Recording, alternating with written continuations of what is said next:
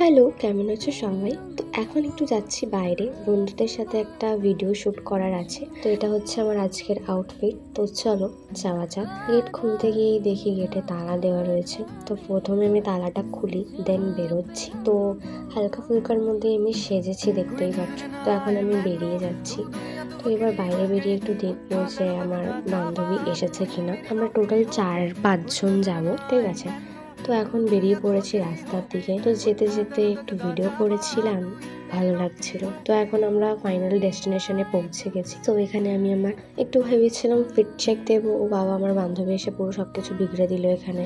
তারপরে আমি ওকে বলছিলাম যে তুই এসেছিস, তোকেই দেখা যাচ্ছে খালি। এখানে ফিট চেক দেওয়ার চেষ্টা করছিলাম, আমার বান্ধবীরা বলছে তুই পড়ে মরবি। তো এখান থেকে এবার আমরা চলে গেছিলাম অন্য একটা জায়গায়, কারণ এখানে আমরা আগের দিন ভিডিও করেছিলাম। তো সেই জন্য এখানে ফাইনাল ডিসকাস হচ্ছিল ভিডিও নিয়ে।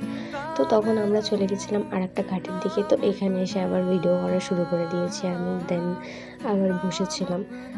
কিছু শ্যুট কমপ্লিট হয়ে গেছে, দেন আরও কিছু বাকি আছে। তো সানসেট হচ্ছিল আর আমরা বসে দেখছিলাম সেটাই।